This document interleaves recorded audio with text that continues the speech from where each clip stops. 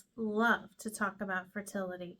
And one of the questions we always get asked is, what type of OPK should I be using to track my ovulation? Today, we're going to walk you through what's the right type of ovulation test for your personality type. I'm Nicole Stern. I'm the founder of Fertilista, and we help women all the time figure out when are they ovulating, when should they have timed intercourse, and what's going to work best for their personality type. First and foremost, if you absolutely do not want to track your ovulation, you should be having timed intercourse between days 10 and 20 every other day. Now, that might seem like a lot, but in actuality, it's not as much as doing it every single day and just hoping for a good outcome.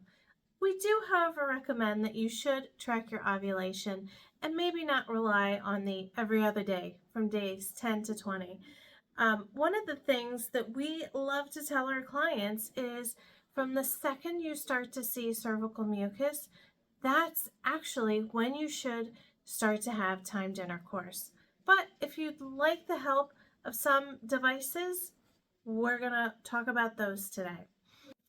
Here at Fertilista, if you're the Maven personality type where you just love information and you love real-time information, one of the best and most cost-effective ways to track your ovulation is actually to buy one of those big packs of 50 LH strips from, say, Amazon, and pee on them every day or twice a day. Second urine of the day, and then not the first, but the second urine of the day, and then also in the afternoon. You can start to see the progression of your LH on those strips. It's actually very informative, and it's going to give you a better idea of when you're ovulating and when to have timed intercourse.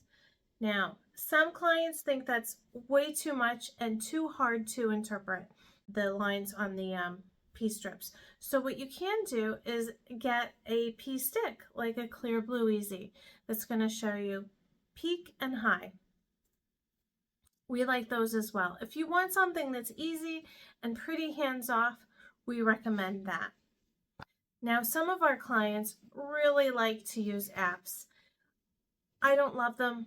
I actually love finding your body's own rhythm and when you're ovulating and listening to the signs.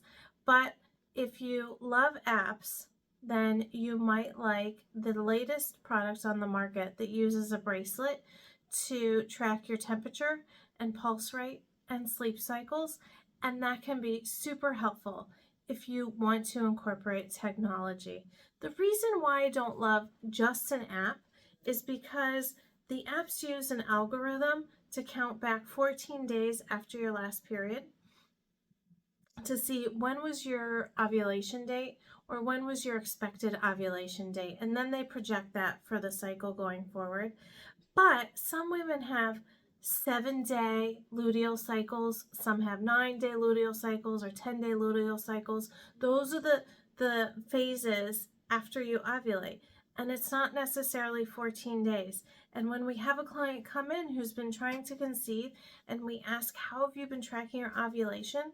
And they pull up an app, well, I can look at the app within just a few seconds and really be able to pinpoint, how did this serve this client? Where did she fall through the cracks? And where are the problems with this? Once in a while, clients will ask, should I do basal body temperature charting? I also don't love that. And the reason is because it forces you to think about your fertility first thing in the morning and in the middle of the night, if you wake up in the middle of the night, when that's actually a time that we need to be restful. And even as we wake up in the morning, if we start to think about taking our temperature, our adrenaline and our cortisol, our stress hormones are just going to surge. And you have to do BBT charting for many, many months to establish a clear pattern. When I know that you just want to be pregnant like yesterday. So I don't want to wait for that. I want real-time information. I hope you found this episode helpful. Please follow us. I'd love to help you on your journey here at Fertilista.